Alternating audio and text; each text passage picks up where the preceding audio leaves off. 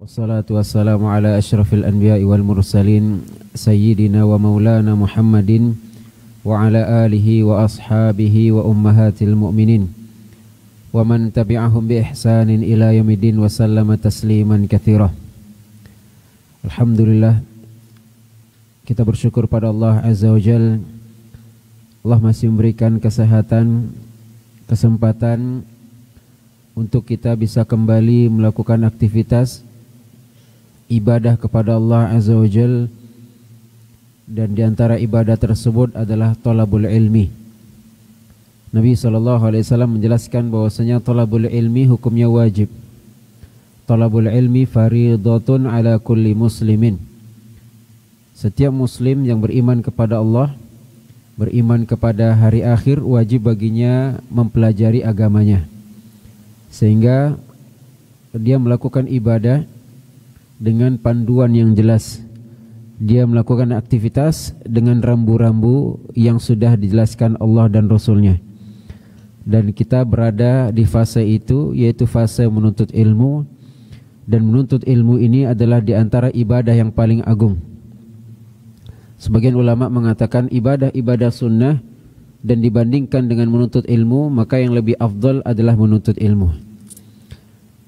Sebagian yang lain mengatakan, kenapa menuntut ilmu lebih afdal dibandingkan ibadah-ibadah sunnah yang bersifat individu?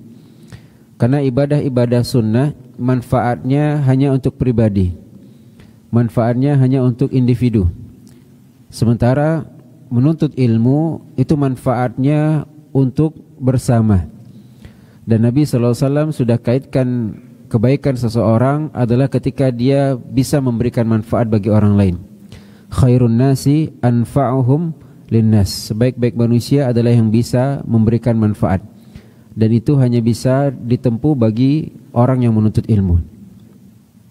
Perkataan Nabi Isa yang Allah nukilkan di dalam surat Maryam, wa ja'alani mubarakan, dan Allah jadikan aku mubarakan, mendatangkan keberkahan ainama kunt, dimanapun aku berada. Sebagian ulama tafsir memberikan penafsiran berkah dimanapun berada, ay muallimin nasal khair, yaitu Nabi Isa adalah orang yang mengajarkan ilmu. Karena bagaimana kita bisa memberikan manfaat? Harta kita terbatas. Apakah setiap kita pindah ke suatu tempat bisa kita berikan bantuan? Belum tentu. Tenaga kita terbatas. Apakah semua orang yang kita temui bisa kita berikan bantuan dari segi tenaga? Belum tentu. Ya, kata-kata kita juga dan yang lainnya. Maka yang bisa dilakukan dan bisa kita berikan manfaat kapanpun dan dimanapun adalah dengan mengajarkan ilmu. Dan mengajarkan ilmu tidak mesti dengan kata-kata, bisa dengan tulisan, bisa dengan kita share video, bisa dengan banyak cara kita memberikan kebaikan kepada manusia. Dan kita sedang berada di fase itu. Semoga Allah mudahkan jalan kita, karena penuntut ilmu adalah jalan menuju surga Allah Subhanahu wa taala, dan kita tidak akan berhenti menuntut ilmu sampai Allah panggil kita. Kata Nabi sallallahu alaihi wasallam, ya, berkenaan tentang menuntut ilmu, man kharaja fi talabil ilmi fahuwa fi sabilillah hatta yarji'a. Barang siapa yang keluar dari rumahnya menuntut ilmu, maka dia berada di jalan Allah sampai dia kembali. Dan motivasi menuntut ilmu mungkin sudah dijelaskan oleh Ustadz kita kemarin. Alhamdulillah, semoga ini menjadi motivasi penyemangat kita untuk kembali melakukan aktivitas. Hibati fillah rahimani wa rahimakumullah. Kita lanjutkan pembahasan fikih pernikahan atau fikih munakahat, salah satu disiplin ilmu fikih yang ada di dalam agama kita. Ada 4 pembagian. Pertama fikih ibadah, kedua fikih munakahat, fikih pernikahan, ketiga fikih muamalah, keempat fikih jinayah. Dan kita sedang berada di pembahasan fikih pernikahan. Fikih pernikahan kita bagi menjadi 3. Pertama, fase-fase sebelum pernikahan atau pra pernikahan. Kedua, fase-fase ketika melangsungkan pernikahan. Ketiga, fase-fase pasca terjadinya pernikahan, artinya terputusnya perkawinan dengan beberapa hal. Dan kita masih berada di fase yang pertama, yaitu pada pertemuan sebelumnya, sebelum Ramadan, yaitu berbicara tentang kriteria calon suami dan kriteria calon istri yang idaman, serta kriteria calon suami dan kriteria calon istri yang harus dihindari. Dan ini sudah kita selesaikan. Kita lanjut kepada pembahasan berikutnya, yaitu ta'aruf. Pembahasan berikutnya yaitu ta'aruf.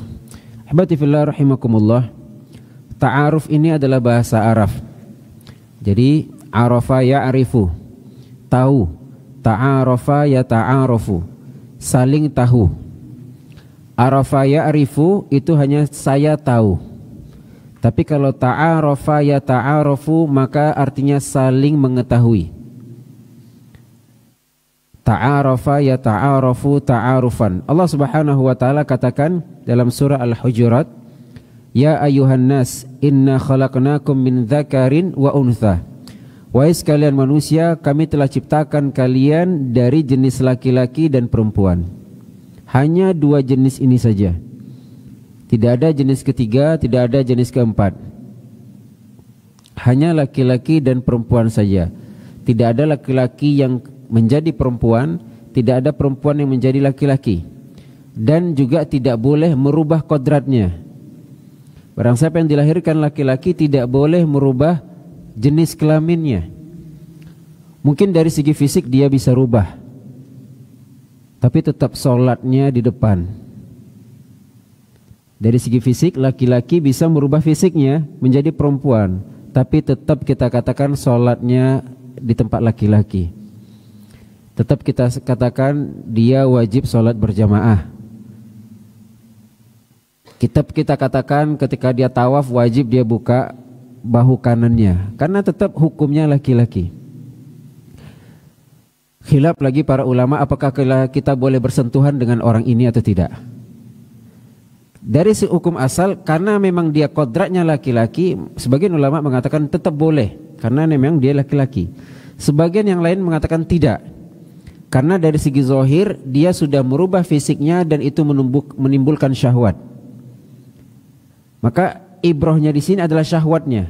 Ketika bisa menimbulkan syahwat, maka meskipun dia kodratnya laki-laki maka tidak boleh kita dekat dengan dia. Begitu pula sebaliknya, ketika seorang perempuan merubah kodratnya jadi laki-laki, kalau dia sholat tidak pakai mukena, terbuka aurat. Ya, sementara menutup aurat itu termasuk syarat wajib atau syarat sah? Syarat wajib, syarat sah. Nanti dihafal ya. Syarat wajib sholat apa, syarat sah sholat apa, rukun-rukun sholat itu wajib dihafal. Dan menutup aurat itu jadi syarat sah, bukan syarat wajib. Apa beda syarat sah sama syarat wajib? Syarat wajib ketika kita sudah melakukan syarat, wajib kita melakukan ibadah. Syarat sah apabila syarat tidak dipenuhi maka tidak sah suatu ibadah. Syarat sah menutup aurat, maka barang siapa yang sholat tidak menutup aurat maka sholatnya tidak sah. Tapi apakah setiap orang yang menutup aurat wajib sholat? Ini menutup aurat sekarang, kenapa tidak sholat? Berarti menutup aurat bukan syarat wajib tapi syarat sah. Berwudu syarat apa? Wajib atau sah? Begitu analisanya tadi. Saya sekarang berwudu, apakah ketika saya berwudu saya wajib sholat? Tidak. Berarti apakah kalau saya sholat tanpa wudu sah atau tidak? Tidak. Maka wudu adalah syarat sah. Bisa saja kita berwudu karena ngantuk, kita berwudu karena mau baca Quran, kita berwudu karena mau tidur, dan seterusnya. Ini diantara cara pembagian fikih yang memang harus kita fahami. Ya ayuhan nas, wahai sekalian manusia siapapun itu, apapun etnisnya, apapun bangsanya, inna khalaqnakum min dzakarin wa untha. Kami ciptakan kalian dari jenis laki-laki dan perempuan. Dan Allah memang ciptakan kita itu manusia, bukan dari hewan. Angkat tangan kalau ada yang mengaku nenek moyangnya dari kera, dari monyet. Tidak, Allah ciptakan kita memang dari manusia, dari Nabi Adam alaihi salam. Wa batha minhuma rijalan katsiran wa nisaa. Allah ciptakan dari Adam, Hawa. Ya. Kemudian dari Adam dan Hawa tersebut ya adalah kita semua. Kemudian kata Allah, wa ja'alnakum syu'uban wa qabaila. Allah jadikan kalian bersyu'ub, bersuku-suku, berbangsa-bangsa, berdaerah berbeda-beda, kebangsaan berbeda-beda, adat istiadat berbeda-beda. Untuk apa? Allah jelaskan, li ta'arafu, agar kalian saling mengenal. Ini konsep basic ta'aruf itu adalah agar kalian saling mengenal. Bukan berarti ketika kita mengetahui saya bangsa Arab berarti saya lebih mulia daripada orang Indonesia. Iya. Apakah orang Arab wajib pasti masuk surga? Sehingga kenapa kita harus mengganti pakaian kita meniru orang Arab? Seakan-akan pakaian produk dalam negeri kita itu tidak menjamin surga. Bisa difahami? Kita mengatakan pakaian Arab itu lebih baik. Kenapa? Karena mereka lebih mulia. Apakah benar demikian? Kemudian pakaian negeri kita tidak baik, pakai sarung tidak baik, pakai batik tidak baik. Ya. Kata Nabi SAW, la fadla li arabiyyin alal a'jami. Tidak ada kemuliaan orang Arab ataupun non Arab kecuali dengan apa? Takwa. Standar kita takwa. Meskipun dia pakai jubah, pakai sorban, kalau tidak ada takwa, maka tidak ada apa-apanya dibandingkan orang yang pakai baju kaos. Takwa itu bukan dari pakaian. Kata Nabi, at-taqwa hahuna. Takwa itu dari dalam hati. Yang memang ketika hatinya baik, fisiknya juga baik. Tapi jangan kita fokus memperbaiki penampilan, lupa memperbaiki hati. Jadi ketika kita ingin baik, tidak perlu kita menjadi si A dan si B. Cukup kita menjadi, ya selagi perkara tersebut mubah, silakan. Ya, bukan berarti kita tidak boleh meniru, silakan kita boleh meniru selagi itu perkara yang mubah. Kemudian ihbati fillah rahimakumullah. Allah ciptakan kita berbeda-beda bukan untuk saling berbangga. Saya Arab, maka saya tidak akan mau menikah dengan pribumi. Saya Chinese, Cina, tidak mau nikah. Saya suku Jawa, tidak mau nikah. Saya bermarga, tidak ada. Tidak boleh. Tidak boleh kita gunakan etnis, ini namanya asobiyah, hizbiyah, fanatisme, kesukuan. Dan itu sebenarnya sudah dihapuskan oleh Nabi. Nabi SAW ketika di kota Mekah, kakeknya masih hidup, pamannya masih hidup, masih tidak ada yang bisa mengganggu Nabi. Kenapa? Karena ada backingannya dari segi kesukuan. Muhammad ini walaupun dia sesat tapi dia keponakan saya, maka tetap saya bela begitu. Ya tidak boleh juga. Kalau ponakan kita salah, ya tetap salah. Kalau anak kita salah, ya tetap salah. Jangan dibenarkan dengan dibela. Ya. Jadi asabiyah, fanatisme madhab itu sudah dihapus oleh Nabi SAW. Hubungan kita dengan teman kita sekarang sudah diikat dengan apa? Iman. Apa kata Allah? Innamal mu'minuna ikhwatun. Mukmin dengan yang lain itu bersaudara. Kita bersaudara bukan karena dari suku yang sama, bukan dari daerah yang sama, bukan karena ayah kita sama, bukan karena ibu kita sama, bukan karena alma mater kita sama. Tapi selagi saya ada iman, dia ada iman, kita bersaudara. Tapi ketika iman dia tidak ada, walaupun dilahirkan dari rahim yang sama, mohon maaf, tidak boleh kita wala dan barok di sana. Kalau tidak ada iman di dalam hatinya. Jadi tidak boleh kita saling membangga, dan efeknya apa? Ketika kita saling berbangga, kita menganggap diri kita hebat. Poin kedua yang muncul adalah kita merendahkan yang lain. Gengsi berteman dengan si A, gengsi berteman dengan saya ini abdi negara, berteman dengan yang tidak pakai seragam, gengsi dong. Saya ini berteman sama gengsi, tidak boleh. Kemudian ihbati fillah rahimakumullah, apa gunanya Allah Subhanahu wa taala ciptakan kita berbeda-beda agar kita saling mengenal dan kita tidak ribut. Ini konsep penting dalam perkara tidak ribut. Ihbati fillah rahimakumullah, sebagian mengatakan di antara penyebab faktor utama di antara salah satu penyebab terjadinya perbedaan pendapat itu juga karena daerah.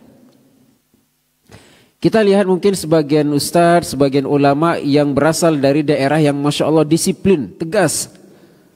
Maka itu akan berbuah pula kepada keputusannya, fatwanya, pendapatnya, mazhabnya. Kalau ada daerah yang mengatakan agak lebih, maafnya lebih banyak, toleransinya lebih banyak, berpengaruh juga kepada fatwanya.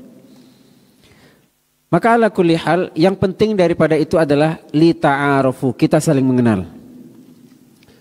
Jadi tidak boleh kita, bapak tuh kok kayak gitu ya, masa begini aja tersinggung. Sekarang kita paham bahwasanya bapak itu dia tidak bisa digitukan karena nanti dia tersinggung. Cukup kita tahu bapak itu teman kita ini tidak bisa diganggu. Itu ta'aruf namanya itu. Besok jangan bikin lagi. Kalau kita paksa juga bergaul dengan dia, bergurau, kemudian dia tersinggung, dia tidak mau berteman dengan kita, kita sudah ngambil resiko berarti. Saya begini orangnya. Saya ini apa adanya, saya ini memang suka bergurau. Masa itu aja dia baper, tersinggung. Dia harus terima saya dong apa adanya. Tidak boleh tersinggung, kata kita. Dia juga bisa ngomong, saya orangnya memang mudah tersinggung.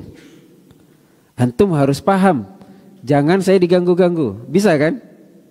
Tapi tidak ya. Kita cukup memahami karakter seseorang sudah cukup. Oh memang dia seperti itu. Memang dia berasal, dia itu tidak marah, cuman ngomongnya agak tinggi. Kenapa? Oh memang dia dari daerah tertentu yang memang nadanya tinggi, selesai. Mau kita paksakan antum pelan-pelan lah ngomong, tidak bisa. Karena memang itu tadi, li ta'arufu itu fungsinya. Kawan ini lembut luar biasa, pemaaf luar biasa. Antum dipukul pun kok nggak marah. Bodoh antum nih, kalau anak itu anak lapor ustad. Dia memang begitu karakternya. Gimana antum adu-adu? Di sini peran apa tadi? Ta'aruf. Kita mengetahui karakter. Jadi kita tidak bisa paksa orang itu sesuai dengan standar kita.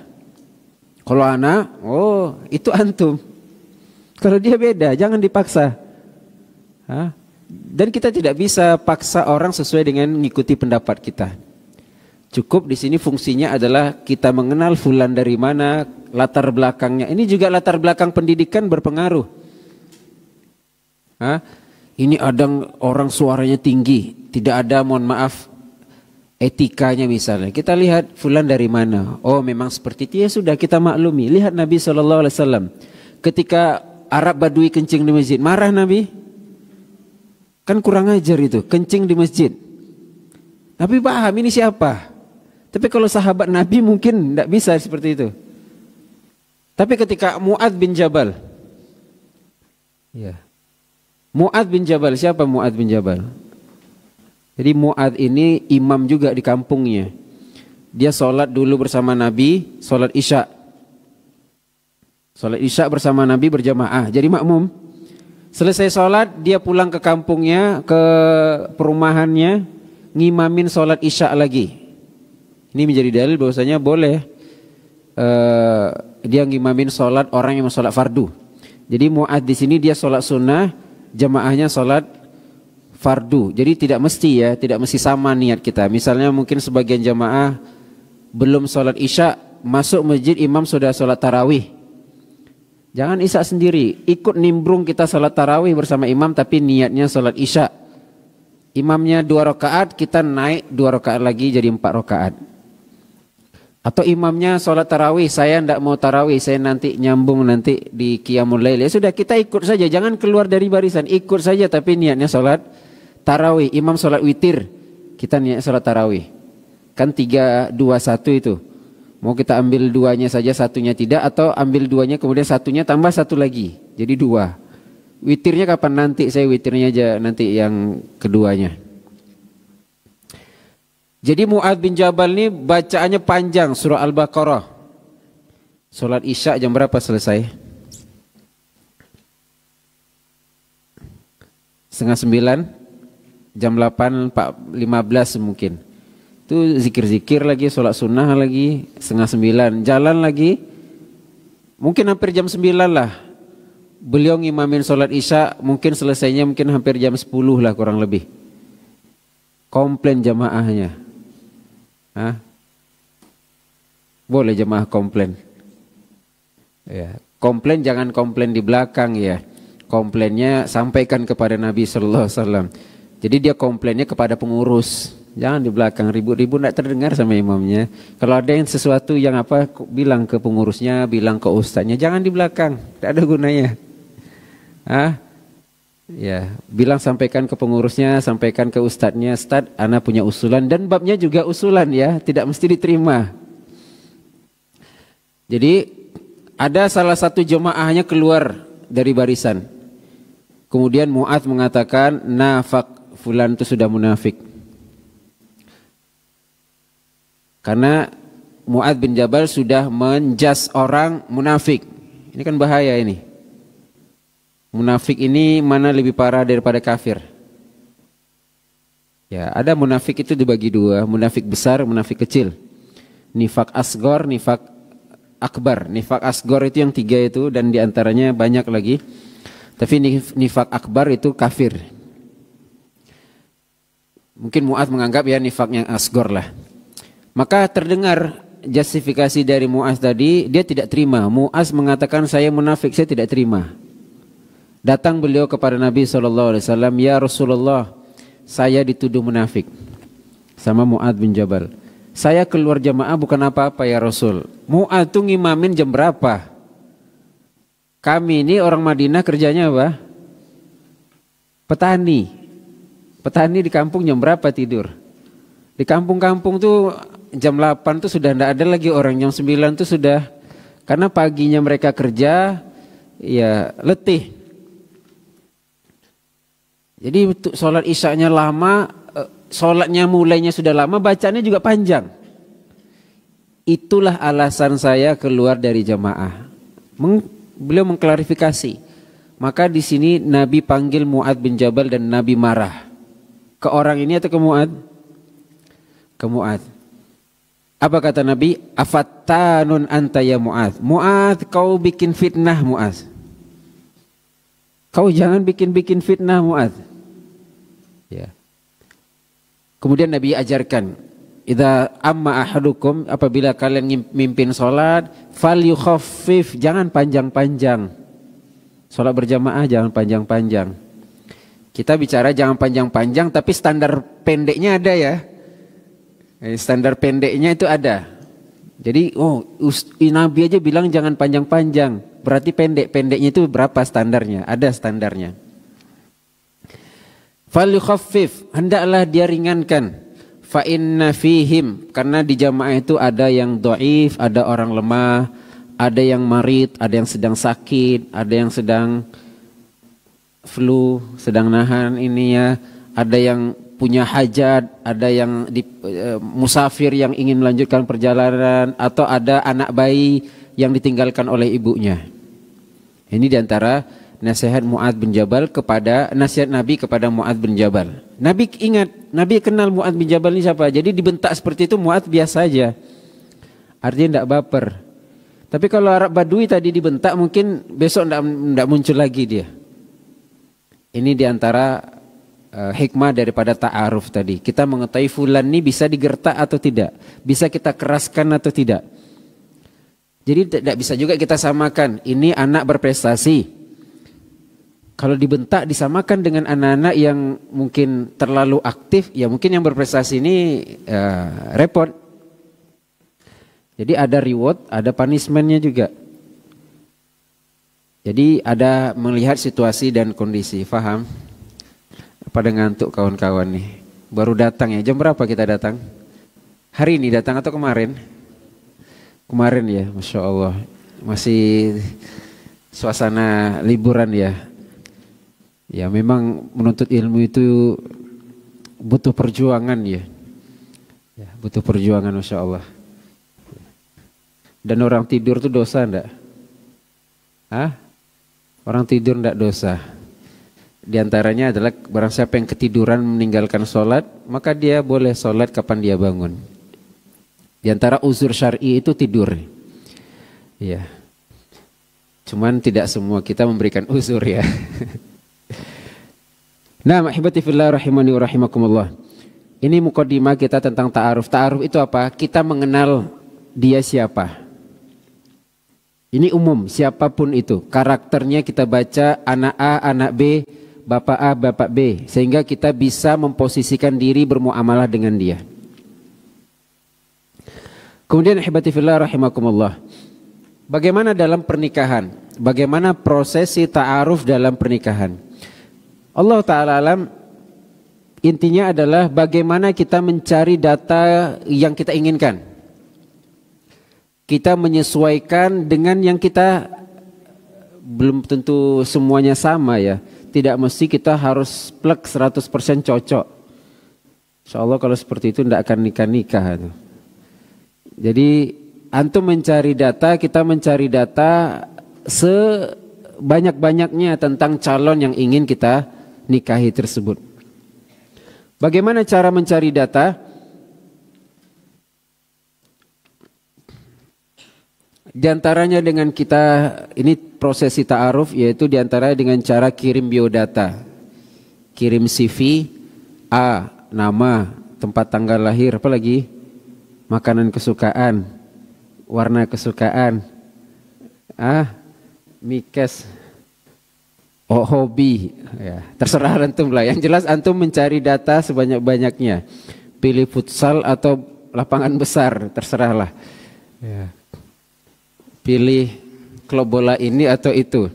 Nah, yang jelas kita cari data yang kita butuhkan saja, yang memang dibutuhkan dalam hubungan rumah tangga. Tukar CV. 2, bagaimana kita bisa mencari data dengan kita stalking namanya? Stalking. Facebooknya kita lihat apa postingannya. Rupanya joget-joget, skip. Rupanya idolanya ustadz yang lain, ya udahlah cari yang lain aja dulu.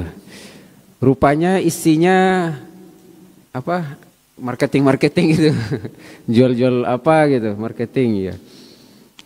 Atau ya kita lihat postingannya bagaimana, isinya bagaimana, itu diantara.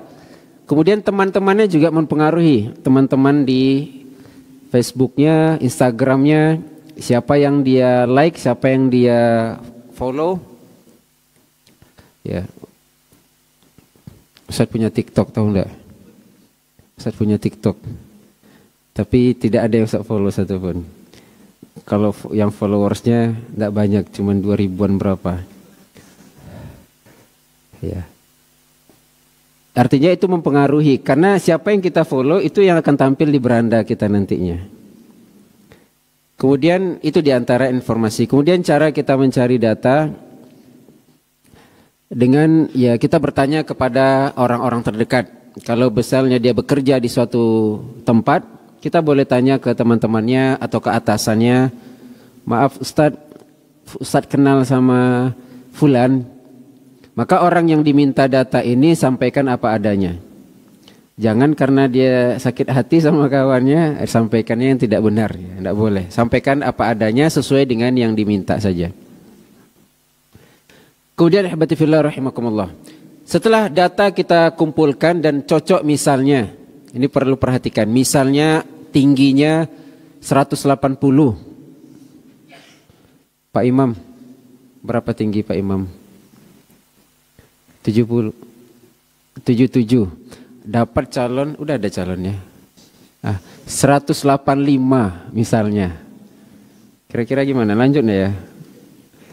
Beda-beda sedikit kan? Skip dulu misalnya. Ya, Pak Imam kita bilang skip dulu. Di biodata sudah jelas 185. Kalau memang skip, ya sudah skip. Jangan mana tahu Ustaz. Tidak usah. Kalau sudah skip, skip aja. Paham ya? Terkecuali kita ya sudah tidak apa-apa. Kita bisa memaklumi. Silakan. Intinya dari biodata kalau cocok lanjut. Jangan kita misalnya dia orang Padang. Sementara orang tua kita tidak boleh orang Padang misalnya. Jangan dilanjutkan. Kalau sudah dapat orang Padang udah tidak sah. Jangan nanti ta'aruf, nazor segala macam baru tidak jadi. Kenapa? Karena ternyata dia orang Padang. Kan sudah dari awal sudah tahu dia orang Padang misalnya. Nah, ketika sudah nazor, ketika sudah tahu gajinya berapa, skip dulu. Kenapa? Oh ternyata tingginya cuma sekian. Padahal bukan itu alasannya. Karena nengok gaji calonnya aja. Bisa dipahami? Jadi dari segi biodata itu sudah cocok, baru kita lanjutkan. Sama melamar pekerjaan juga sama. Masuk dia kualifikasi S1 misalnya, S2 misalnya kalau dosen itu minimal S2. Ada seorang ustadz besar, ilmunya banyak. Tapi kan dari segi standar ini tidak bisa masuk. Ya sudah, mohon maaf, jangan dicoba-coba lagi, jangan interview dan seterusnya. Karena dari syarat awal tidak masuk. Bisa dipahami? Kecuali memang ada yang memang bisa kita maklumi. Nah, itu tentu perlu analisa lagi. Kemudian ihbati fillah rahmakumullah. Setelah kita kumpulkan data dan seterusnya, masuk kepada pembahasan berikutnya yaitu azan. Kita azan Isya dahulu. Barakallahu fikum.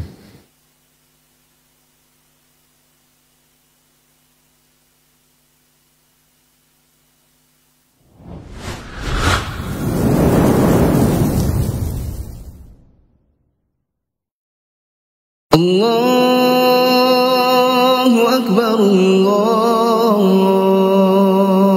Akbar,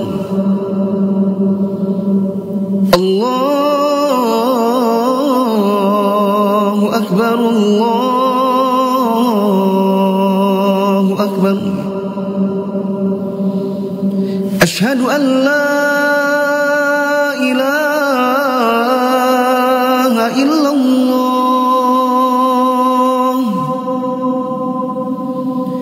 أشهد أن لا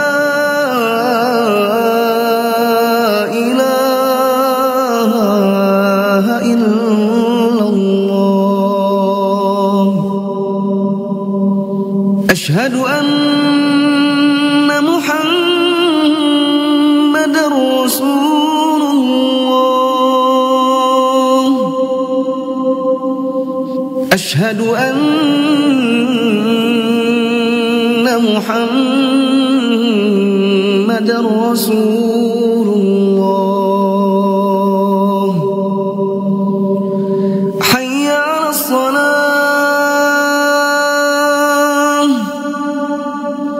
حي على الصلاة،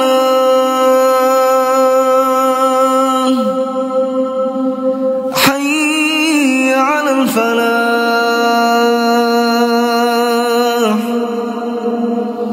حي على الفلاح.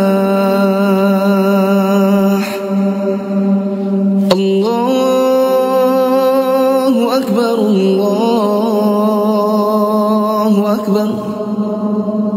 لا إله إلا الله.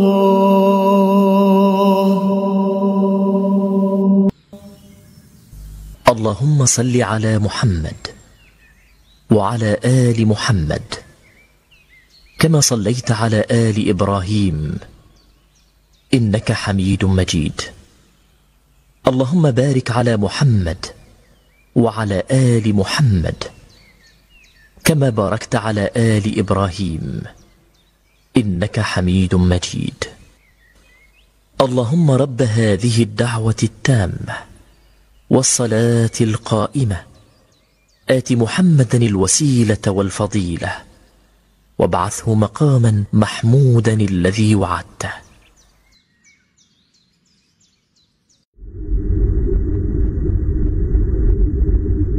Bertakwalah kepada Allah, bertakwalah kepada Allah walaupun di dalam sendirian. Bertakwalah kepada Allah sampai kita meninggal. Bertakwalah kepada Allah dengan mengerjakan seluruh yang diperintah dan menjauhi seluruh yang dilarang. Demi Allah, tidak pernah ada kebahagiaan, keselamatan, kesuksesan, keberuntungan kecuali dengan takwa kepada Allah Subhanahu wa taala. Allah Subhanahu wa taala berfirman, "In tattaqullah yaj'al lakum furqana." Jika kalian bertakwa kepada Allah, pasti Allah Subhanahu wa taala langsung akan menjadikan bagi kalian furqana, pembeda antara yang hak dan yang batil, sehingga menjadi orang yang beruntung.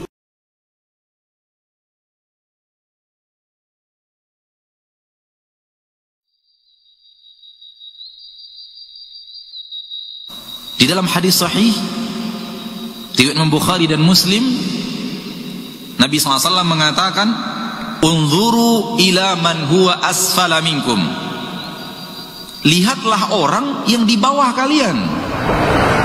Wala tanzuru ila man huwa fawqakum. Jangan melihat orang yang di atas kalian.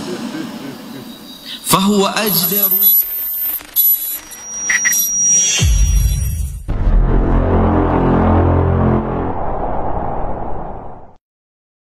Kita lanjut kepada nazar. Apa itu nazar? Ya, nazar itu melihat. Nazara yanzuru. Nazara yanzuru, melihat. Unzur. Yaitu bagaimana kita melihat calon istri yang kita ingin nikahi. Bagaimana teknisnya? Ya, tidak ada teknis tertentu, Allah Ta'ala alam. Yang jelas bagaimana kita bisa melihat. Apakah dengan misalnya dia bekerja di suatu tempat. Ini kalau dia tidak bercadar ya. Bekerja misalnya di supermarket atau apa. Ya antum pura-pura belanja lah. Beli permen satu. Ternyata ketika beli permen tidak nampak mukanya, beli satu lagi. Kurang jelas kan, karena malu kan beli satu lagi. Boleh. Artinya nazar itu tidak mesti satu kali. Kalau antum masih belum jelas, dan di sini wanita tidak mesti tahu. Misalnya dia jadi guru gitu kan. Antum pura-pura jadi murid misalnya. Atau dia ngajar di mana gitu. Ya antum punya keponakan atau apa, ya jemputlah keponakan itu misalnya. Supaya bisa lihat guru itu. Itu diantara teknis ya. Atau dengan kita buat janji, saya ingin nazar, saya ingin berjumpa, maka boleh di rumahnya atau dimanapun dengan syarat ditemani mahram. Kita janji jumpa di rumah, andai kata dia bercadar, maka ketika itu boleh dia buka cadarnya. Apa saja yang boleh dilihat ketika nazar? Ada 3 pendapat. Pertama mengatakan yang boleh dilihat hanya wajah dan telapak tangan. Cuman ini dimaafkan. Telapak tangan tuh ini, cuman ini ngikut. Artinya ini diperbolehkan. Pendapat pertama, dan ini pendapat jumhur. Imam Malik, Imam Syafi'i, dan Abu Hanifah. Hanya saja Abu Hanifah menambah dengan tumit. Jadi Abu Hanifah menambah wajah, tangan, telapak tangan, dan tumit. Ya. Kemudian ya ada mazhab Zahiri, ada lagi mazhab Ahmad. Imam Ahmad dalam pendapatnya yang masyhur, beliau mengatakan boleh dilihat sesuatu yang biasa terlihat di rumah. Perempuan di depan mahramnya, apa yang biasa terlihat? rambut, lengannya. Kemudian ini mohon maaf ya, kita yang punya anak gadis, kita yang punya istri juga tidak boleh menampakkan sesuatu yang lebih daripada itu meskipun kepada mahram kita. Ya, pahanya kah atau ininya kah, tidak boleh. Sesuatu yang biasa itu hanya lengan, kemudian betis saja. Meskipun ke anak kita yang masih kecil, tidak boleh ditampakkan. Ya, kecuali kepada anak-anak yang belum bisa melihat aurat. Maka itu pun juga kita jaga aurat kita di hadapan mahram kita, meskipun dengan mahram. Tak heran kita mendengar terjadi pemerkosaan, ayah memperkosa putrinya. Ya karena mungkin di rumah berdua dan dilihat pakaian putrinya juga. Apalagi mungkin iparnya, ipar tetap dia orang lain. Wajib dia menutup auratnya meskipun dalam rumah. Karena dilihat di sini adanya orang lain. Maka pendapat Ahmad mengatakan boleh dilihat rambut, tangan dan betis. Allah Ta'ala alam yang paling kuat, dan ini yang saya pilih, pendapat jumhur. Meskipun banyak juga ustaz-ustaz kita mengambil pendapat yang dipilih oleh Imam Ahmad. Tapi saya lebih condong kepada pendapat jumhur, dan ini dianut di Indonesia, madhab Syafi'i, yang boleh dilihat hanya wajah dan telapak tangan saja. Kenapa? Kecantikan itu dinilai dari mana? Wajah. Kalau wajah antum tidak cocok, untuk apa lihat yang lain? Tunggu dulu Ustaz, mana tahu rambutnya. Untuk apa? Kecantikan itu hanya dilihat dari wajah saja. Tengok dulu Ustaz, betisnya untuk apa? Saya dipahami? Simbolis kecantikan wanita itu hanya wajah. Cocok wajahnya silakan, kalau tidak ya sudah. Kemudian untuk apa kita melihat telapak tangan? Atau tangan lah. Satu, untuk mengetahui warna kulit. Kadang kan putih, jangankan tangannya, lehernya aja udah beda. Putih wajahnya, lehernya sudah siang dan malam.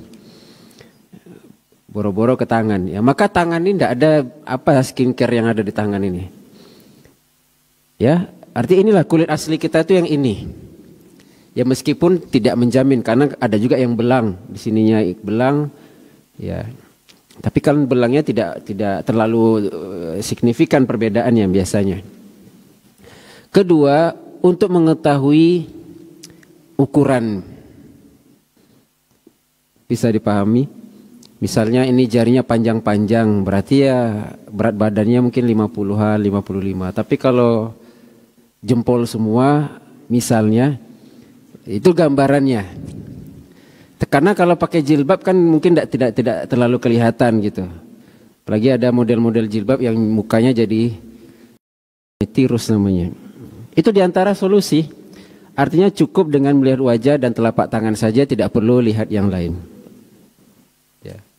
Dan di sana boleh kita diskusi, boleh kita berbicara, boleh kita mendengarkan suaranya, tapi dengan syarat tidak boleh berdua-duaan. Sebagian madhab mengatakan nazar itu tidak boleh. Nah, ini bukan pendapat yang 4 madhab, tapi sebagian ulama mengatakan nazar itu tidak boleh. Karena ini tidak sesuai dengan ayat Al-Quran. Kullil mu'minina yaghuddu min absarihim wa yahfadhu furujahum. Katakan kepada kaum muslimin, hendaklah mereka tundukkan pandangan dan jaga kemaluan mereka.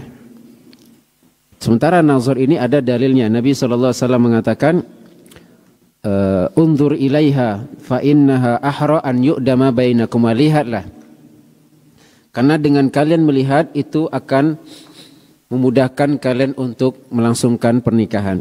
Maka nazar bagi wanita yang ingin nazar tidak perlu pakai make up.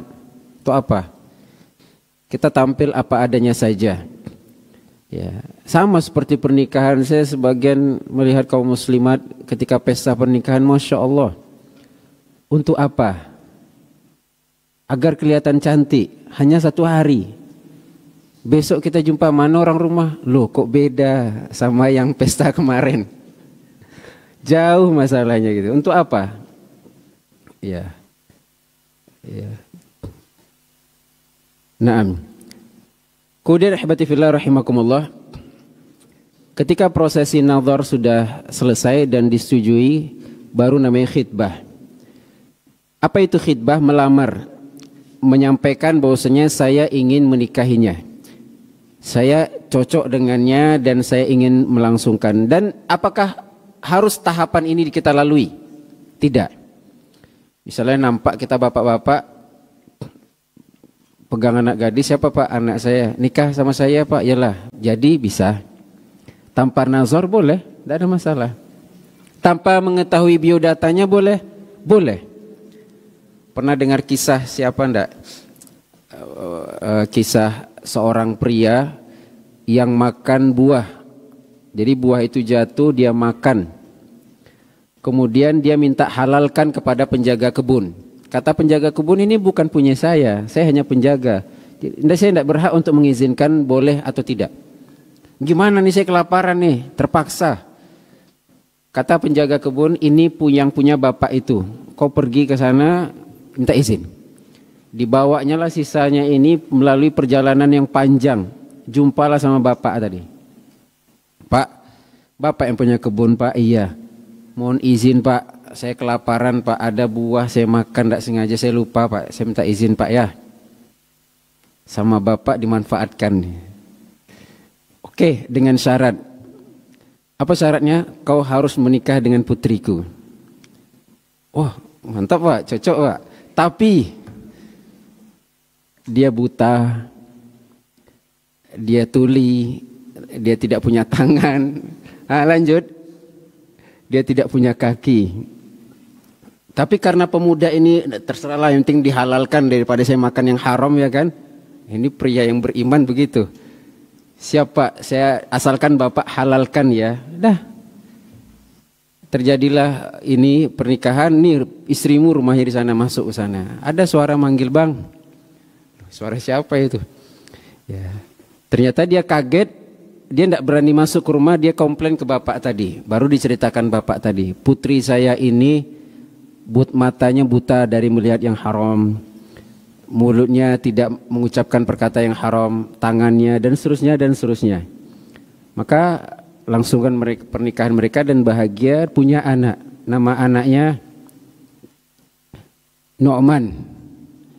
Jadi nama pemuda ini Thabit. Nama anaknya ini Nu'man.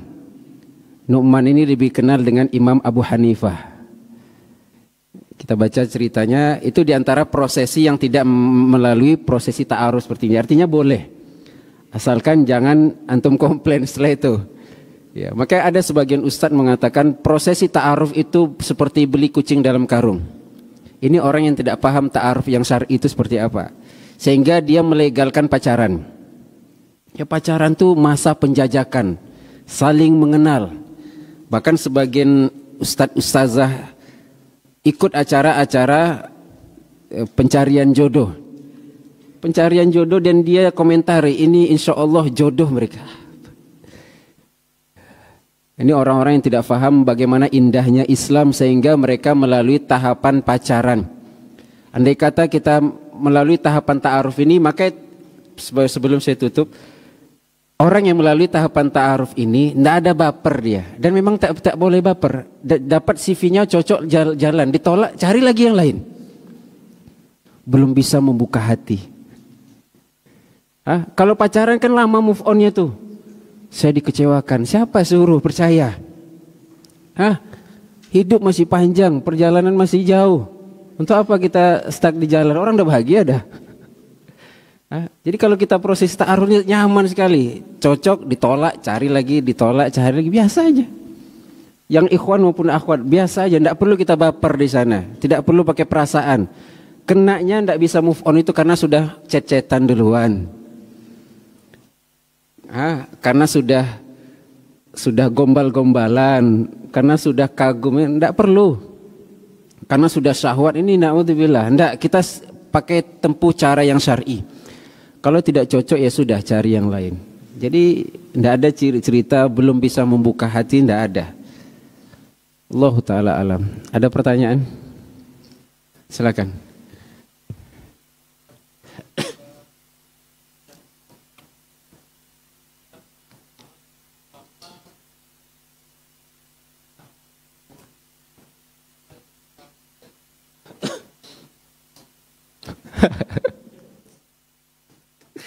Bolehkah ta'aruf lebih dari satu orang di waktu yang sama? Kalau semuanya setuju. A, B, keduanya oke. Gimana? Mau ngambil keduanya? Fokus saja dulu. Fokus satu-satu. Ya maklum lah, namanya juga usaha ya kan. Tebar umpan sana sini, mana yang nyangkut lah, nyangkut semua. Ya. Allah Ta'ala. Ya. Ada lagi? Berapa lama? Nggak usah lama-lama. Ya. Untuk setuju itu berapa huruf? Y dan A. Berapa huruf? Tapi kalau untuk nggak setuju 1001 kata. Anak saya masih sekolah, itu nggak setuju tuh. Anak saya masih ini, udah pergi. Hah? Tapi abang, dah itu sudah tanda dia tidak setuju. Dah, bismillah. Nggak apa-apa Pak, saya tunggu Pak. Nah, itu artinya kita sudah ditolak, itu sudah. Tapi kalau memang iya sekarang, ngapain kita tunggu lama-lama? Mau berpikir untuk apa? Ya, Allah Ta'ala alam. Cukup sekian yang bisa disampaikan, lebih dan kurang mohon maaf. Subhanakallah bihamdik, asyhadu an la ilaha illa anta, astaghfiruka wa atubu ilaik. Assalamualaikum warahmatullahi wabarakatuh.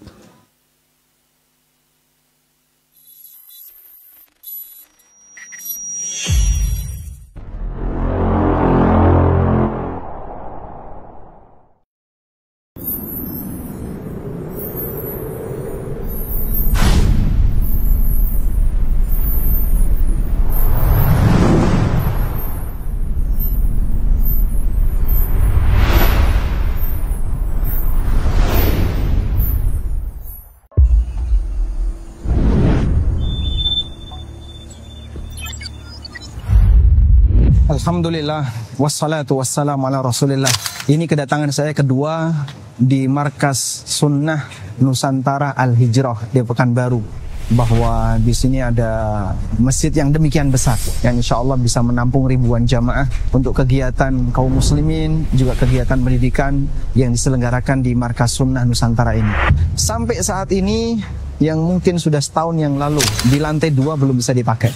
Baru bisa dipakai di lantai 1, di lantai basement untuk kegiatan kajian. Harapan dari penyelenggara, semoga ini bisa segera diselesaikan, terutama untuk yang rooftop, sehingga bisa dimanfaatkan untuk lantai di bawahnya. Bagi Bapak Ibu yang barangkali ingin terlibat dalam kegiatan